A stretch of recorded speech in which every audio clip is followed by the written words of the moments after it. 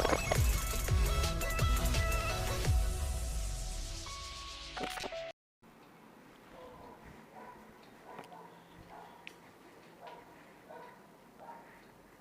everyone, welcome to Wings of Physics. Myself, Deepali Kulkarni Deshmukh from PVP Junior College, Pravara Pattern, Loni.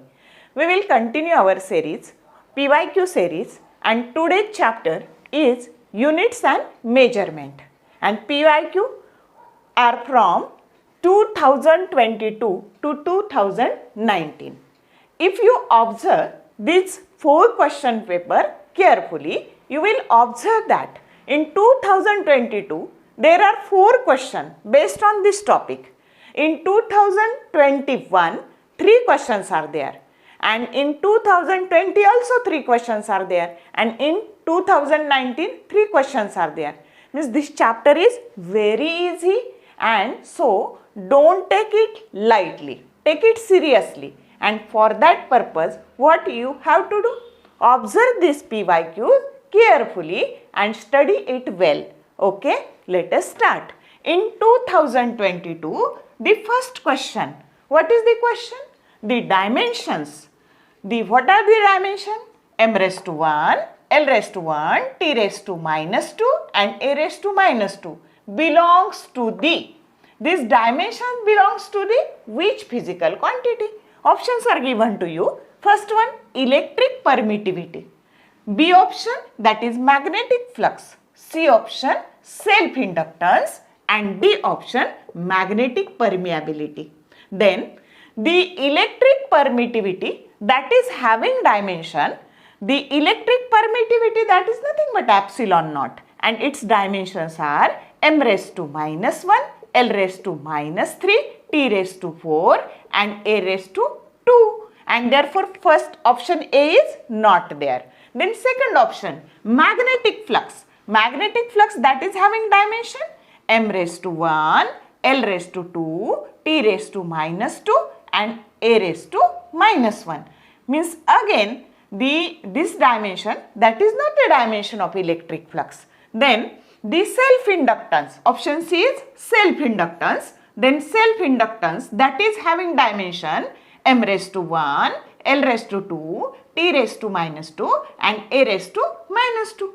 Means that is also that dimension, they are not a dimensions of self-inductance. Then remaining quantity is option D, magnetic permeability.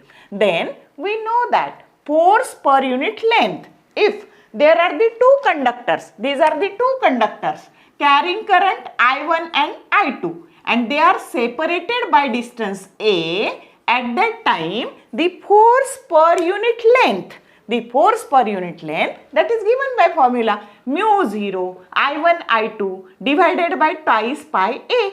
Now rearrange this equation for this mu 0, that is the permeability constant, or it is also called as magnetic permeability, and mu 0, that is equal to 2 pi A into F divided by I1 I into L. This A is the distance between 2 conductors and F is the force.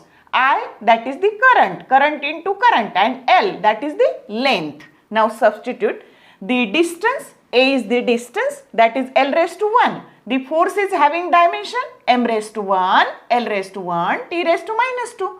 Then the current, that is having I into I, means A raised to 2, that is the dimension of current square, and L, that is nothing but distance. Now this L raised to 1, that gets cancelled, and dimension that remains M raised to 1, L raised to 1, T raised to minus 2, A raised to minus 2, and that is the dimension, that is magnetic permeability, or that is also called as a permeability constant. And therefore the correct option, that is having dimensions of magnetic permeability. Understood? In this manner we can solve this PYQ.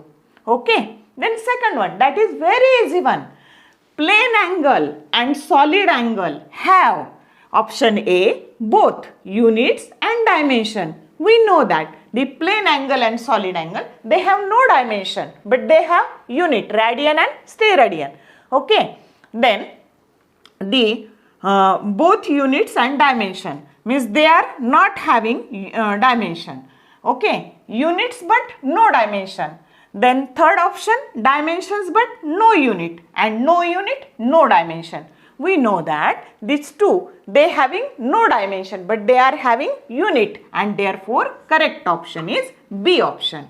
Okay, and third one, when light propagates through a material medium of relative permittivity epsilon r and relative permeability mu r, the velocity of light v is given by C, that is velocity of light in vacuum. Then option A is V, that is equal to C. B option, V, that is equal to square root of mu r divided by epsilon r. Option C, V, that is equal to square root of epsilon r by mu r. And D option, V, that is equal to C divided by square root of epsilon r into mu r. Okay, we know that the velocity of light in vacuum, that is given by formula C, that is equal to 1 by square root of epsilon naught into mu 0. This epsilon naught, that is the permittivity of a free space or vacuum, and mu 0, that is permeability of a free space. Then velocity of a light in medium, that is given by formula V, that is equal to 1 by square root of epsilon into mu. Epsilon, that is permittivity of that medium, and mu, that is permeability of that medium. Now we know that value of this mu, that is mu r into mu 0. Mu r, that is relative permeability, and value of epsilon, that is equal to epsilon r into epsilon 0. Epsilon r, that is relative permittivity. Okay, now substitute value of this epsilon and mu. We can write V, that is equal to 1 upon, we write in this manner, the epsilon epsilon naught into mu 0 and epsilon r into mu r. Then 1 by square root of epsilon naught mu 0, that is nothing but C. We substitute value of this, that is equal to C, and C divided by epsilon r mu r, and therefore correct option is option D. Okay, in this manner all these three PYQ, they are asked in the 2022 NEET exam. Okay, very simple. बघा, याला अजिबात lightly घेऊ नका. तर याच्यावर 3 किंवा 4 questions म्हणजे जवळपास 14 मार्क 4 मार्काला जर पडले तर 16 मार्काचं 16 मार्क्सचं वेटेज ह्या चॅप्टरला आहे, आणि त्याच्या आधी 3 प्रत्येक वर्षी 3 विचारले गेले, म्हणजे 12 मार्काचं ॲटलिस्ट वेटेज आहे आणि खूप सोपा चॅप्टर आहे. त्याच्यामुळे त्याला लाईटली घेऊ नका. आता आपण यात अजून एक 2020चा MCQ बघू.